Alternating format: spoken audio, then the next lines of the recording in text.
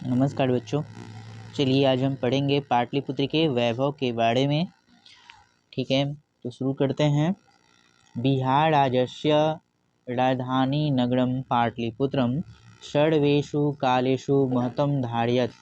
बिहार राज्य की जो राजधानी है पटना, वो सभी कालों से अपने महत्व को धारण किए हुए है। अस्य इतिहासः सार्धसहस्रद्वयवर्ष परिमितः वर्तते। इसका जो इतिहास है पटना का, वो 2500 वर्ष पुराना है लगभग।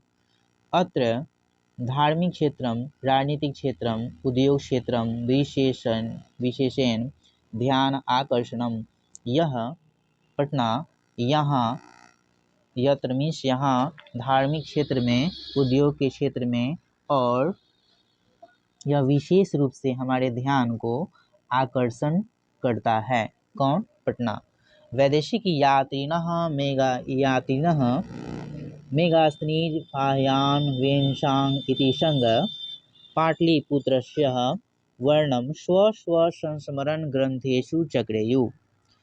विदेशी यात्री मेगास्त्री फाह्यान वेन्शांग इति संग पटना में आए और उन्होंने पाटलिपुत्र के बारे में अपने संस्मरण ग्रंथों में लिखा। ठीक है, चलिए तो फिर हम आगे देखते हैं क्या क्या उन्होंने लिखा पटना के बारे में। पाठेऽस्मिन् पाटलिपुत्र वैभवस्य सामान्यः परिचयः वर्तते। पाटलिपुत्र के बारे में, पाटलिपुत्र के वैभव के बारे में इस पाठ में सामान्य परिचय है। ठीक है, तो चलिए उम्मीद करते हैं आपको अच्छा लग रहा होगा।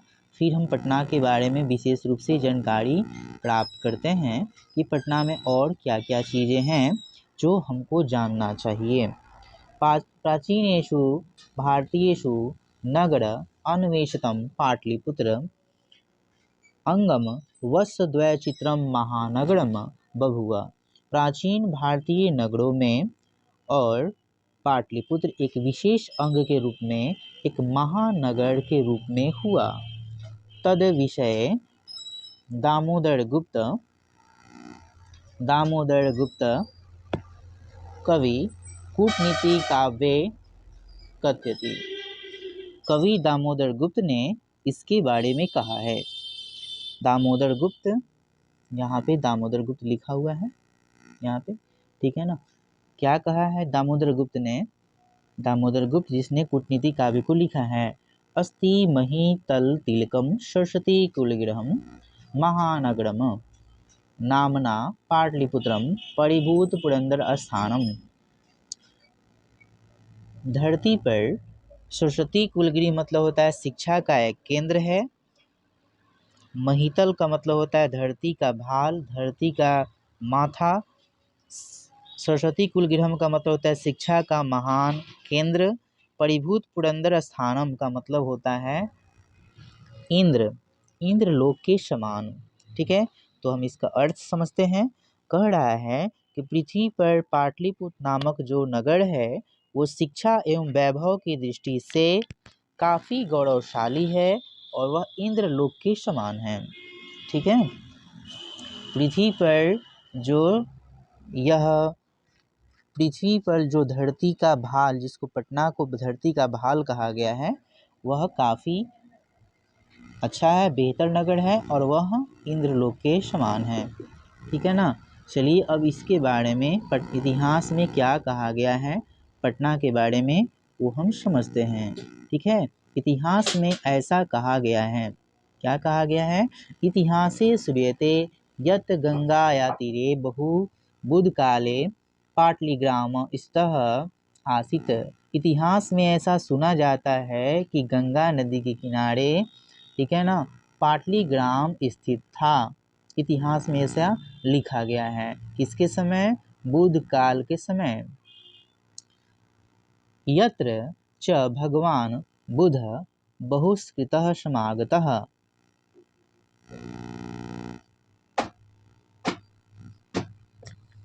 भगवान बुध बहुकृतः समागतः, अर्थात यहाँ पर भगवान बुध अनेक बार आए और उन्होंने कहा तेन कथितम आसीत यद ग्राम अयम महानगरम भविष्यति।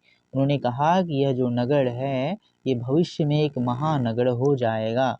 किंतु कलहस्य अग्निदाहस्य जल पुरस्य च भयात सर्वदा क्रांतम भविष्यति। लेकिन यह जो नगर है पाटलीग्राम, यह यहाँ पे कलह, अग्निदाह और बाढ़ से हमेशा यह क्षेत्र प्रभावित होगा। कालांतरे समय बीतने के बाद पाटलीग्राम एवं पाटलिपुत्रम इति कथति। समय बीतने के बाद पाटलीग्राम ही क्या कहलाएगा? पाटलिपुत्र के नाम से जाना जाएगा। चंद्रगुप्त मौर्यस्य काले अस्य नगरस्य शोभारक्षा व्यवस्था अति उत्कृष्टम आसीत्। चंद्रगुप्त मौर्य के समय इस नगर का अर्थात पटना का रक्षा व्यवस्था बहुत ही उत्कृष्ट था, बहुत ही बढ़िया था। यूनान राजदूत मेगास्थनीजः स्वसंस्मरणेषु निरूपति। यूनान के राजदूत मेगास्थनीज ने अपने संस्मरण में ऐसा निरूपित किया, लिखा, अस्य नगरस्य वैभवं प्रियदर्शिनः अशोकस्य समय सुतराम समृद्धः। उन्होंने लिखा कि पटना का जो नगर है वह अशोक के समय काफ़ी सुखी समृद्ध था। ठीक है ना। चलिए और फिर जानते हैं पटना का इतिहास किस प्रकार अच्छा रहा और किस प्रकार में पटना के इतिहास को और विस्तार से जानने की जरूरत है। बहुकालम पाटलिपुत्रस्य प्राचीन सरस्वती परंपरा प्रावर्तत। अति राजशेखरः काव्यमीमांसा नाम के कवि शिक्षा प्रमुखे ग्रंथे सादरम स्मरति। बहुत समय पहले पाटलिपुत्र का प्राचीन सरस्वती परंपरा के रूप में सरस्वती परंपरा कायम रही, ऐसा राजशेखर कवि ने अपने काव्यमीमांसा नामक ग्रंथ में सादर पूर्वक स्मरण किया। ठीक है। चलिए यहाँ पे एक श्लोक दिया है, श्लोक को हम समझते हैं। अत्र पर्व वर्ष वर्षाइः पाणिनि पिंगल व्याडी वरुचि पतंजलि इह परीक्षिता ख्यातिम जगुमः। कह रहा है यहाँ पे पाटलिपुत्र में वर्षों से पाणिनि, पिंगल, व्याडी, वरुचि, पतंजलि लोगों द्वारा पटना परीक्षित होकर प्रसिद्धि पाई और पटना में प्रसिद्धि बढ़ा। पटना के बारे में ऐसा लिखा गया है ग्रंथों में। कतिपयेषु का मतलब होता है कुछ ग्रंथों में।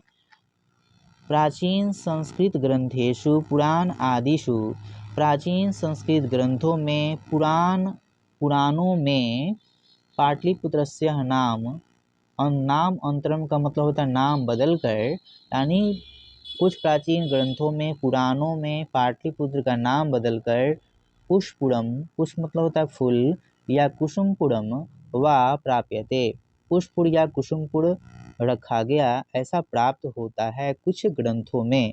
कुछ ग्रंथों से ऐसा प्राप्त होता है कि पटना का नाम पाटलिपुत्र के बाद कुसुमपुर या कुसुमपुर पड़ा। अनेन ज्ञाते यत् नगरस्य समीपे पुष्पाणां बहु उत्पादनम भवति स्म। ऐसा ज्ञात होता है इस नगर के नज़दीक बहुत ज़्यादा मात्रा में फूल का उत्पादन होता था। पाटलिपुत्रम इति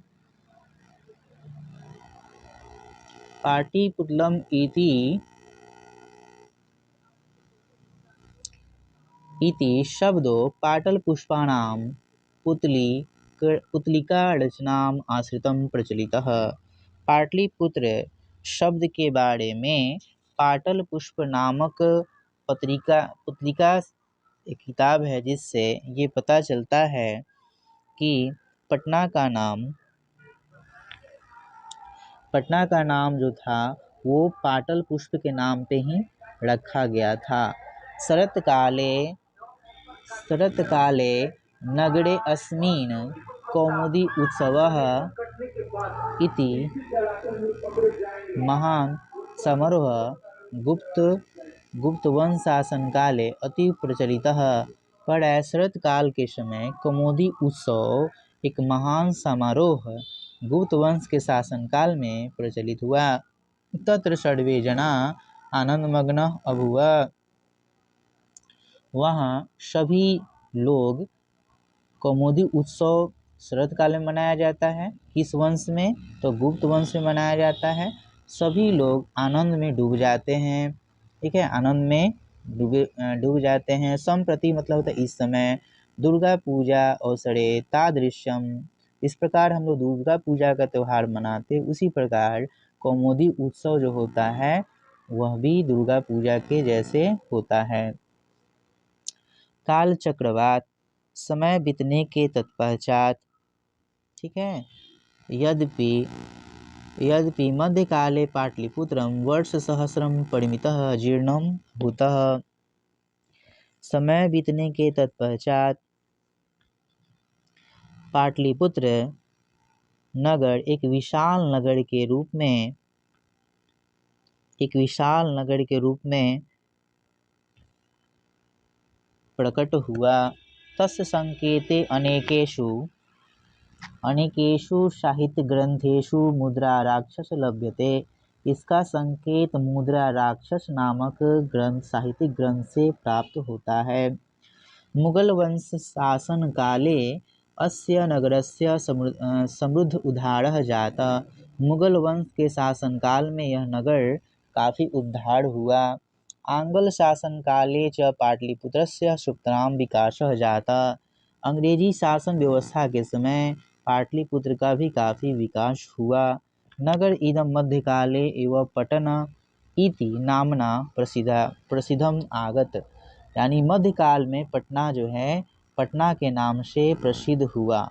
अयम च शब्द पतन शब्दात निर्गता। यह जो है पटना पतन शब्द से निकला हुआ है, क्योंकि ऐसा माना जाता है कि पटना जो शहर बसा हुआ है वहाँ पर एक देवी का मंदिर है जिसका नाम है पटन देवी। ठीक है, नगरस्य पालिका देवी पटन देवी अद्यापि पूज्यते। नगर के नज़दीक जो है देवी का मंदिर है, इसका नाम है पटन देवी, और ऐसा माना जाता है कि उसी देवी के कारण पटना का पालन पोषण हुआ। इसलिए पटना का नाम पाटलिपुत्र के बाद कुसुमपुर या पुष्पपुर के बाद पटना रखा गया। ठीक है, संप्रति पाटलिपुत्रम अति विशालम वर्तते विहारस्य राजधानी च अस्ति। इस समय पटना जो है काफ़ी विशाल है और यह बिहार की राजधानी है। अनुदिनम नगरस्य विस्तारम भवति। दिन प्रतिदिन पटना नगर का विस्तार होता है। अस्य उत्तर दिशायां गंगा नदी प्रवहति। इसके उत्तर दिशा में गंगा नदी बहती है। तस्य उपरि गांधी सेतु नाम एशिया महादेशस्य दीर्घतम सेतुः किंचित रेलयान सेतु अपि निर्मीयमानः वर्तते। और एशिया महादेश का सबसे बड़ा सेतु है, पुल है, कौन सा? गांधी सेतु। ठीक है ना, और यहाँ पे रेल के जाने के लिए भी पुल बनाया जा रहा है जिससे रेल भी जाएंगी गंगा नदी के ऊपर से। नगरे अस्मिन् उत्कृष्टः संग्रहालयः। नगर में उत्कृष्ट संग्रहालय है, उच्च न्यायालय है, सचिवालय है, गोलघर है, तारामंडल है, जैविक उद्यान है जिसका नाम संजय गांधी जैविक उद्यान है। मौर्यकालिक यानी मौर्य के समय के कुछ अवशेष भी हैं। पटना में एक महावीर मंदिर है, एक बहुत बड़ा मंदिर है पटना में महावीर मंदिर। इससे कई स्कूल और हॉस्पिटल इनके दान से चलाए जाते हैं। इते दर्शनीय संति, ये सब दर्शन करने योग्य है। अगर आप पटना में जाएं तो इन सब का दर्शन जरूर करें। प्राचीन पटना नगरे सिख संप्रदायस्य पूजनीय स्थलम। यहाँ पे पटना में ही प्राचीन सिख संप्रदायों का सिखों का 10वें गुरु गुरु गोविंद सिंह का जन्म स्थान है जो काफ़ी प्रसिद्ध है। 10म गुरु गुरु गोविंद सिंह का जन्म स्थान है और उनका गुरुद्वारा भी बनाया गया है। यह काफ़ी इसलिए पटना की प्रसिद्धि से भी काफ़ी बढ़ गई हुई है। अत्र देशस्य तीर्थयात्रिनः दर्शनम आयन्ति, इसलिए देश के कोने कोने से लोग दर्शन करने के लिए तीर्थयात्री लोग आते हैं। ठीक है। एवं पाटलिपुत्रम प्राचीन कालात् अद्य अवधि विभिन्नेषु क्षेत्रेषु वैभवं धारयति। कह रहा है इसलिए ही पटना प्राचीन कालों से और आज भी अलग अलग क्षेत्रों में अपने वैभव को धारण किए हुए है।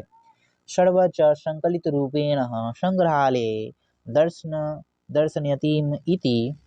कह रहा है कि इसमें बहुत सारे संग्रह किए गए हैं वस्तुओं को जो देखने योग्य हैं। पटना के संग्रहालयों में पर्यटन मानचित्रे नगरम इदम महत्वपूर्णम। पर्यटन के मानचित्र में पर्यटन की दृष्टि से यह जो नगर है वो काफ़ी महत्वपूर्ण है। चलिए, आपने पूरे वीडियो को वॉच किया, इसके लिए बहुत बहुत धन्यवाद। ऐसे ही वीडियो को देखने के लिए चैनल को लाइक और सब्सक्राइब करें, शेयर करें और तब तक अगले वीडियो का इंतज़ार करें। Best of luck.